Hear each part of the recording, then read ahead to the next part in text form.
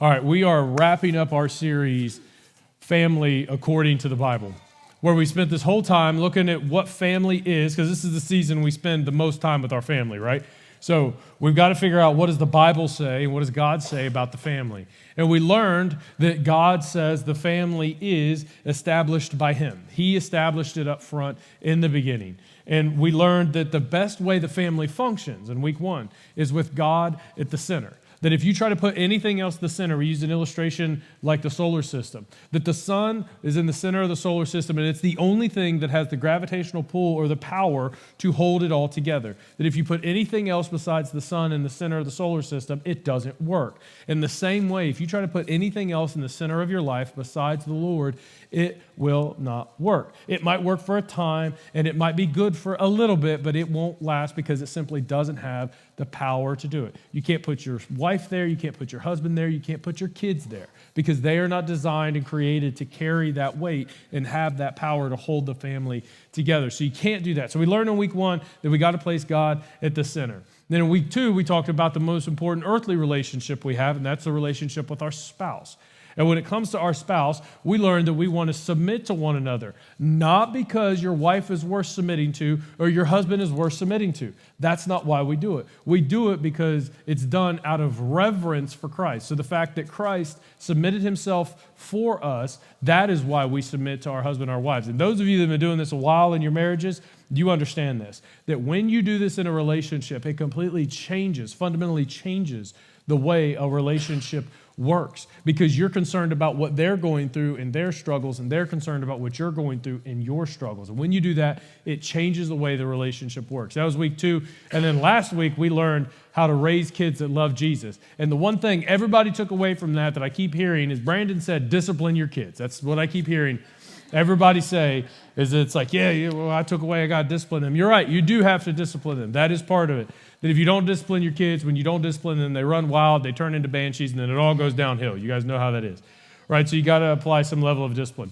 But we got to raise kids that love Jesus. And how do we do that? And we talked about that last week.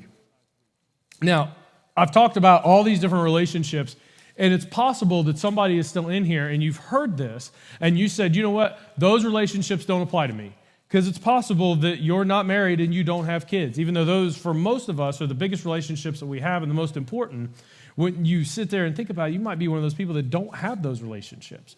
Or maybe you're somebody that's like, yeah, you know what, I've really got these other sections, those other sections kind of locked on. I know what I'm doing. I kind of got it figured out.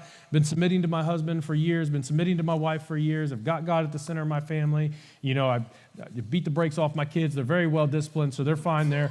Right? So maybe that's where it's all joke. Don't hit your kids like that. But at least not unless they deserve it. So the point is that maybe you're sitting there and you're like, you know what, I don't need those. I need something different. Or maybe you're like, I don't relate to those quite as well. And if that's the case, the subject we're going to talk about today and the relationship that we're going to talk about today is a relationship that all of you have.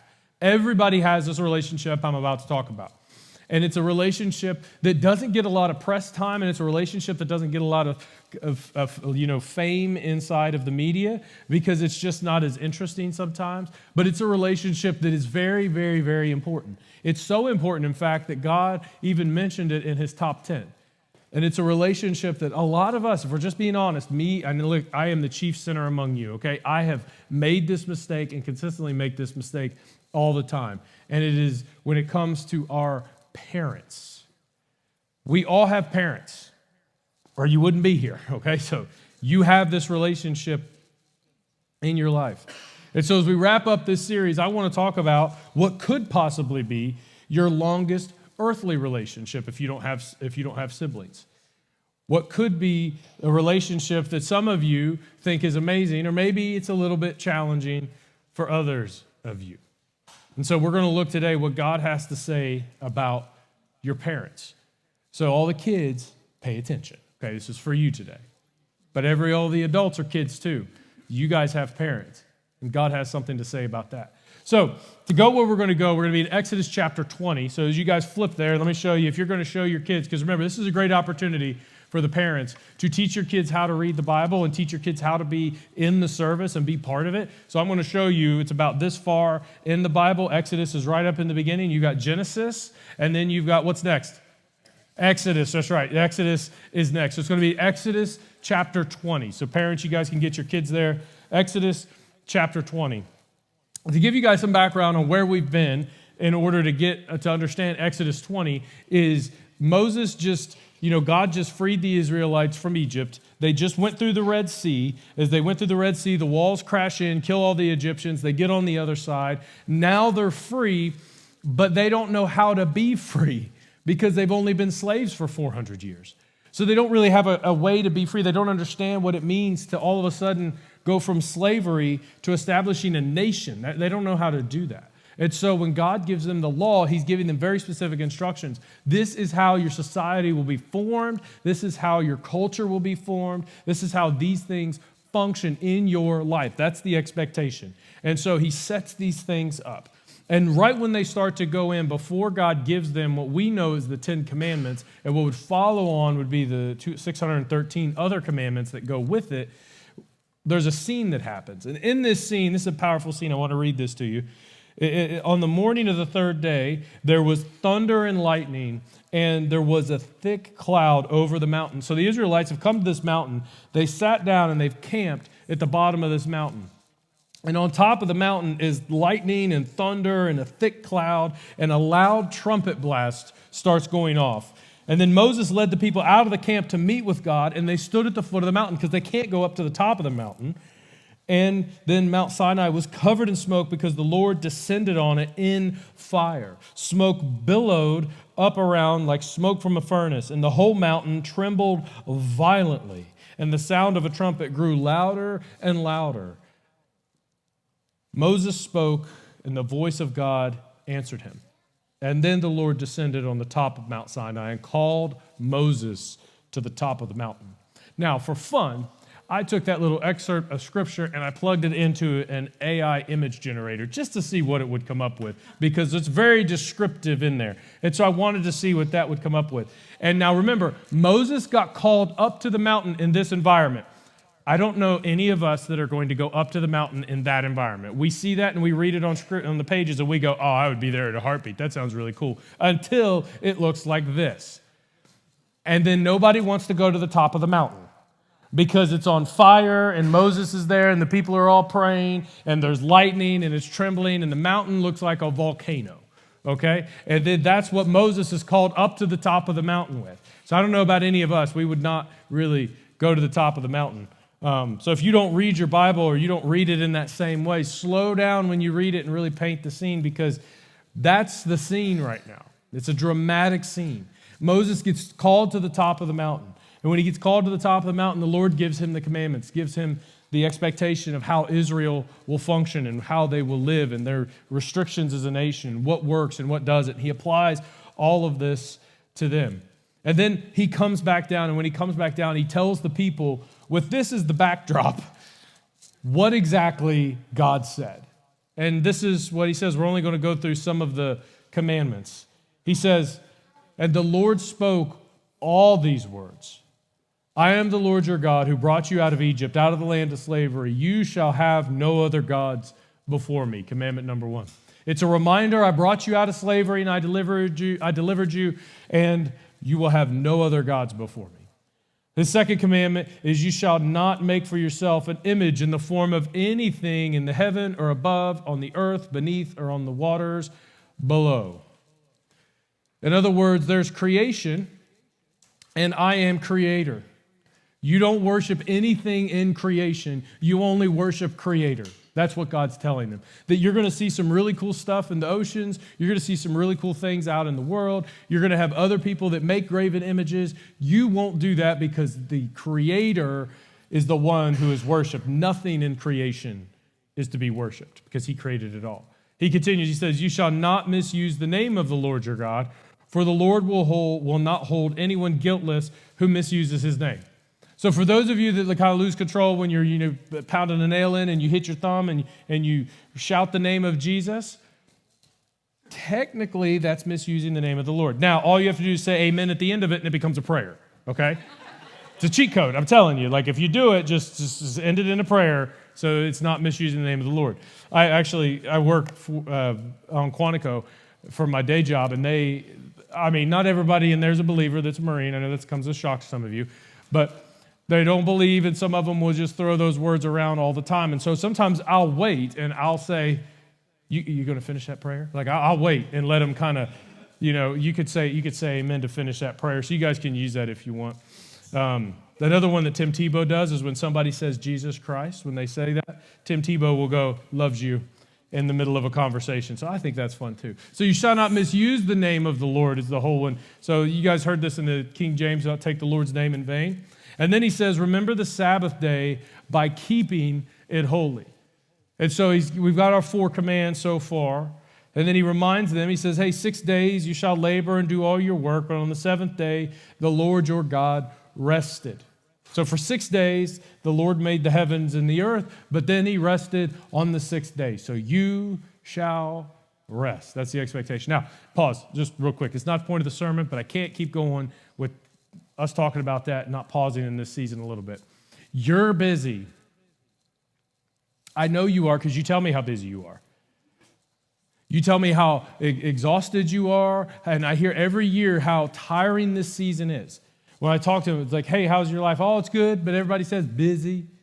Okay, now let me just pause for a second. If you're not taking a day off where you are truly relaxing and recharging and however that looks for you, then you're disobedient. Welcome to church. So, but in truth, science even tells us that if you don't take a break, you just get exhausted and you get burnt out. And then we live in this culture where everybody's burnt out. Oh, I'm burnt out. You're burnt out because you're not doing what God told you to do, which was to take a break. Moving on. And then this one is the real reason why we're here is this commandment right here. And this commandment is nestled right in between all of your relationship with God. Because commandments 1 through 4 are all about your relationship with God. Did you notice that? Don't have any other thing. You worship no other God before me. You will not make any images. You will not misuse my name. He's very much like, this is how life is with me. This is the expectation with me. It's if you to use our language and to use the language of the New Testament, that's the love God part of it all. But then there's this other part of the expectation or the commandments that are all about loving people. And that's where you see the ones where it says, honor your father and mother. Then it says, you shall not murder, you shall not commit adultery, you shall not steal, give false witness against your neighbor, or covet your neighbor. And all those are all about your relationship with others. But notice, the first thing he says is about your relationship with your parents. That made it into God's top 10. Not the relationship with anybody else. It doesn't mean the relationships with other people are important, but it means the relationship between you and your mother or father is significant in the eyes of the Lord. And so when some of you hear this, you go, okay, Brandon, well, I don't have a mother and father the way that you're describing it. They weren't there. This is that guardian or spousal or that guardian figure, that parental figure that's showing up in your life. And we're going to talk about the other parents in a little bit. Don't worry. So he says that you are to honor your father and mother, so that you may live long in the land the Lord your God is giving you. Why would God put that in his top 10? And then this word honor we see often, but it's not something that gets used in culture very much, right? And for those of you that are kids in the room, you may not even have experienced this. Your teachers probably don't use words like this. What does it mean to honor somebody? Well, the Hebrew word there is the word kavod, and the word kavod means to attach a high value of something, to attach a weighty value on it. It's heavier, it's weightier, there's more to it than just another person. No, that's your mom. That's your dad. That's supposed to be heavier than just another person, another existence. So we are, as followers of Jesus, to attach a high value to your parents. And I understand.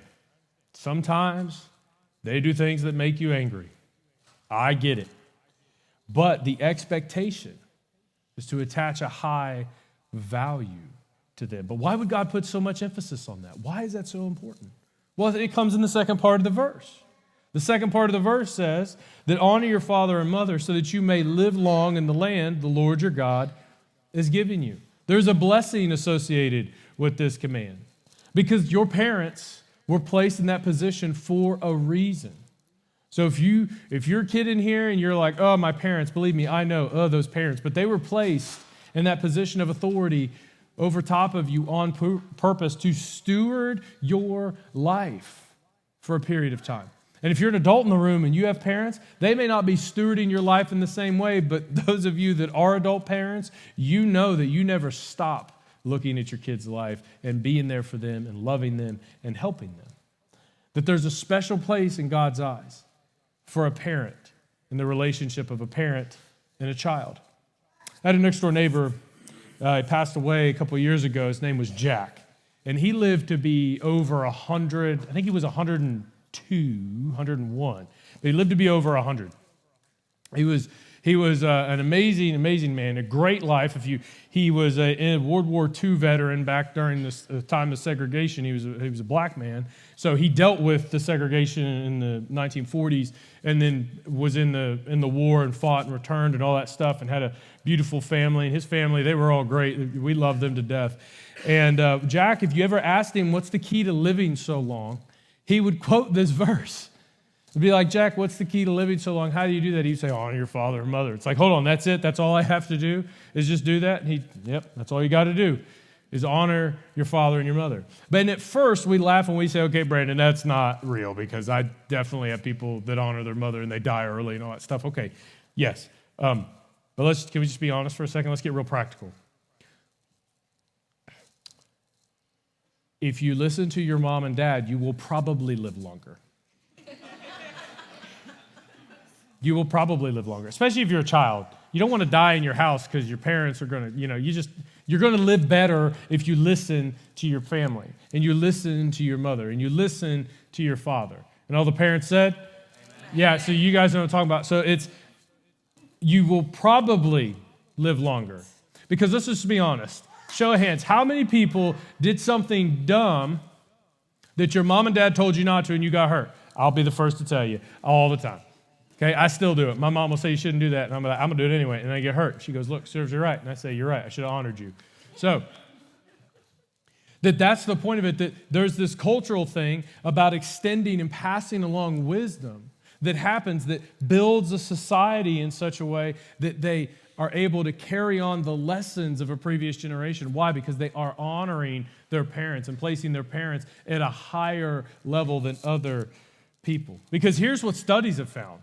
Studies have found that when a society or a nation honors its parents, it successfully establishes the foundational social order where respect and authority and cultural values are effectively transmitted across generations, resulting in stability, cohesion, and a robust community with a safety net. Conversely, studies have found that a disregard for this principle leads to social fragmentation and the erosion of general respect, hindering the collective transfer of wisdom from generation to generation, ultimately resulting in intergenerational conflict. Because God says to honor your parents, attach a high value to your parents, because it's good for you. It's good for you. I don't know if you know this, kids in the room, but your parents, they love you. And when they do the things they do and they put the rules on you they put and they say the things they do that, trust me, they are not doing that to ruin your lives. I know it might feel like it, but that's not why they do it. They are doing it because they are trying to save you from something. And it's a challenge, I understand that, but it is so good for you to honor your parents. Now, those of you sitting in the room might hear this and go, you know what, Brandon, that is Old Testament. That's Old Testament. We're New Testament believers. We hear you say that all the time. What does that mean? What does this mean? Well, lucky for you, the Apostle Paul actually says something else about it. He expands on it a little bit and says this is what it could mean to honor your parents. So he says in Ephesians chapter 6, children, obey your parents in the Lord, for this is right. And all the parents said? Amen. All right, we can just close service right there. Kids, listen to your parents. That's the end of it. That's what you got to do. But it says, for this, honor your father and mother, which is the first commandment with a promise, so that it may go well for you and that you may enjoy a long life on the earth. This was such an important command that the Apostle Paul draws it back out to remind everybody in the early church, hey, don't forget, while Christ is first, God is first, all that's significant, all that's important, but when it comes to running your family, wives submit to your husbands, husband love your wives, they go through the whole list. He gets to the kids and he goes, kids, don't forget, obey your parents. And I get it. Pastor Brandon, you're using a lot of words like honor and obey and all these other stuff. Here's what it means. I'm going to give you some real practical stuff. So I'm going to talk to the kids for just a second. So if you're a kid, pay attention. I'm going to talk to you just for a moment here. So listen, if your parents ask you to do something, there's a way you can obey them that will honor them, because that's the question. How do you honor your mom and dad, right? How do you do that? It happens this way. When mom and dad ask you to do something or they ask you to take care of something, you do it with these three things. They're super easy: quickly, happily, and completely. So quickly means that when mom asks you to go fold your laundry, this is a lot, you get up and you do it right then. You don't wait and do it later. But when mom asks you to get up and fold your laundry, you get up and you fold it right then and there, because that's ascribing a higher value to her words that are being said. She's not just some other person that asked you to do that. That's your mother. She asked you to do that. And so you do it quickly. You do it happily. That means that when mom says, you know what, go fold your laundry, Brandon, it's not 6, 7, right? It's not that. It's you know what? Yes, mom. Go fold your laundry. Yes, mom. Go fold your laundry. Yes, mom. Go do the dishes. Yes, mom. Because that's what it looks like to honor your mother and father as a child. You behave quickly, you obey them quickly, you obey them happily, and then you obey them completely. This means you don't just like put away half the laundry bin. You don't do half of the dishes. You don't mow half of the lawn. And I get it. Sometimes you forget stuff. I forget things too all the time. Forget stuff all the time. That's okay. But when mom comes and says, hey, you didn't do this, or when dad comes and says, hey, you didn't finish this, then that's when you say, hey, you know what? I'm sorry. I'm going to go take care of that right now. That if you want to honor your mother and father, and I'm telling you, you want your mom and dad to get off your back, kids, I'm going to let you in on a secret. Don't tell your parents, okay? Listen. Don't tell them. If you do it that way, they'll leave you alone. They won't, but you say, oh, mom and dad nagging me all the time. Do that. They won't bother you no more. If you do it that way, that's the challenge, is to do it that way. So here's the deal. I understand that it's hard and it's such a challenge. I get it. But I also want to pause for just a second and talk about something else. But before we go there, real quick for the kids, again, Jesus did this. He did this. He obeyed his mother and father. Because right after Jesus is left at the temple, because his parents loved him so much they forgot him at the temple, and he's just there worshiping the Lord, and they come and get him, and then they go back to Nazareth. And when they go back to Nazareth, Jesus went down to Nazareth with his parents and was obedient to them. That's not a typo. It says obedient. It really does say that in your Bible. The Greek word for obedient means obedient. It means he did what they said. And then Jesus, here's a kind of punch in the gut for you older kids. Jesus wasn't ready to step out and put his Messiah robe on yet. And his mother at a wedding showed up and said, Jesus, they ran out of wine. And this is like his mother's friend. And Jesus says, or she goes up to him and says, they ran out of wine. And Jesus goes, Mom, my time has not yet come, meaning I'm not ready to put on the rabbinical robe and the Messiah robe and do all the things. I'm not ready for that yet. I'm not ready for people to know the power I have. I'm not ready for that. And then Mary just goes, I know, honey, and then just walks away. Like do it, and then walks away. And you know what Jesus did? He did it quickly, happily, and completely. He did it quickly, happily, and completely. He just turned around, and she literally looks at the servants and says, do whatever he says. And then Jesus looks and goes, all right, Mom, bring me the jars. And then he just does it. So that's what the expectation is if you're a child. is to honor your father and mother by obeying them quickly, happily, and completely. And then I want to pause for just a moment before we end the service and talk about a part of this that doesn't often get talked about when we talk about this commandment. And that is, Brandon, what do I do when I had bad parents? What do I do when I had parents that were absent? What do I do when I had parents growing up that weren't there, weren't doing what I asked? They weren't there when I needed them, and they weren't there in the capacity that I needed them. What happens then? What do I do with that thing? Because the Bible says to honor your father and mother, and it doesn't give me an out. It doesn't say that honor your father and mother unless they're really bad. It just says that. So how do I wrestle with that? Well, let me give you some background really quick. Because I understand that because my father was not great. My biological father was not great. Those of you that heard the story before, he was not necessarily what we would categorize as a good man. He's not somebody that any of us would like invite over to dinner. He was emotionally and physically abusive to me as growing up as a kid. He wasn't present when he needed to. He was the quintessential, like, go over on the weekends, hang out on the weekends. He's your best friend, does all the fun stuff, but then doesn't take care of you the way he should as a father and would promise to come to the games and not show up. That was him.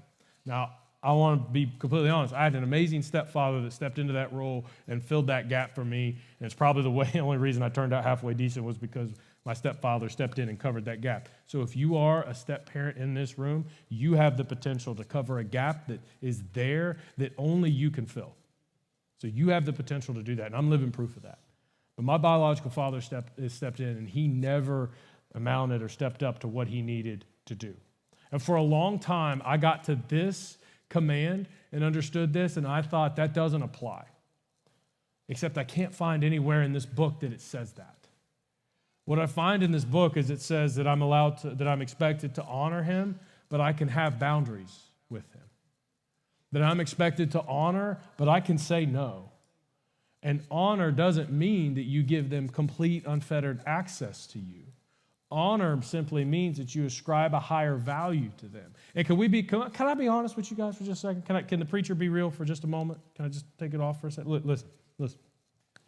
Sometimes, and you can't tell anybody I said this, but sometimes honoring them means you don't hit them in the mouth when they say that thing. Can I be honest? Sometimes that's what it means. It's ascribing a higher value to them. That you might get into a fight in other places, but sometimes you just slow it up. I had conversations with my biological father that I would not have had with anybody else had they done what he did to us and what he did to me. Like, I would have not had text messages, I would have not talked to him, and he wanted access to my family, and he wanted to show up, and he wanted to be granddad, and it was like, no, that's not going to happen. Until he had an interaction with Jesus, it was the only way I could guarantee that he would be different, was he had to have an interaction with Christ. He never got it while he was alive, that I know of. So he never got access to the family. But I honored him. And I was able to honor him while still holding the boundaries that I established. And I established those as like, you're not going to have access to the family. You're not going to be present in those moments. You're not going to meet the kids yet. That's not a thing. You're not going to get to meet my wife. That's not a thing.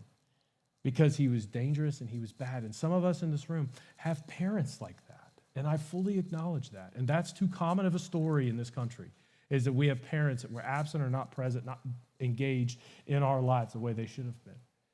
But you can still honor them. And here's the way you honor them, because that becomes the challenge. You get to this, you go, okay, Brandon, how can I honor them? Here's how you can honor them. The most honoring thing you can do for them is forgive them. You don't have to give them access to you. You don't have to give them access to your family. You don't have to break your boundaries for them. That's not what God is asking. What God is asking is, don't hold on to the bitterness that has your heart and release it, because you're not meant to carry it. Because, and this is just for everybody, not even people who had parents that we would categorize as bad, but your parents messed up. They messed up a couple times. and they didn't mean to, and kids in the room, your parents are going to mess up, and they don't mean to. They're doing the best they can. You didn't come with a manual. You didn't come with an owner's manual. You didn't come with a playbook or instructions or any of that. And so for everybody in the room that has parents, one of the best ways you can honor them is to forgive them. And again, this is so challenging. I understand what it's like, but listen, I'm not saying it from a position of never having it. I had to do it, and I experienced it. And here's what it's like. When you don't release that with your parents, it's like you're deciding to hold on to this big, heavy chain. And you go through life, and you don't realize it, but you end up holding on to it. And it becomes a lot harder to move because you got this thing constantly dragging behind you. And it's your unwillingness to move past the hurt and pain that your parents caused. That's not saying that pain's not real. That's not saying that pain doesn't exist or that it's not still going to affect you. But what happens is that you end up carrying it around, and believe it or not, because that's the only context for relationships you have as a kid, is you end up carrying it around your entire life. And when you carry it around your entire life, it gets heavy, and you wonder why things aren't working right, and you wonder why your context for relationships is all jacked up, and you don't know how to interact with authority figures in your life, and all the other things, and it all can come back to your relationship with your parent. Because you won't forgive them for what they did. Whether it was on purpose or not. That the first step to honoring your parents, regardless of what the background is, whether it is positive or negative, the first step to honoring your parents is to let it go. It's to forgive them. You don't have to carry the weight. You're not designed to carry the weight alone. That Jesus offers another way to live, and it's a way found in freedom. And some of us in the room, I get it, we all sit there and we go, Brandon, but that's not fair. And if you told me your story, I would probably agree with you. That's not fair. Here's the deal. God doesn't care about fair. He cares about your freedom. And your freedom is found when you can leave the weight behind. Freedom is found when you can release the chain that you've been dragging around, that's been slowing your life and slowing your relationships and messing everything up. That's freedom. Not holding on to it. Not consistently being angry. Not refusing to forgive them. Because your freedom is found in forgiveness. That's where it's found. And Jesus demonstrates that for us. And he gives us access to him to not have to carry this alone. And when you're able to leave the chain at the cross and leave the weight at the cross, you're free. But you can't do it unless you've surrendered your life to Jesus. That's the only way you can get there. And so working through forgiveness is a challenge, and it's hard, but I'm telling you, if you can manage to get there, your life will be better.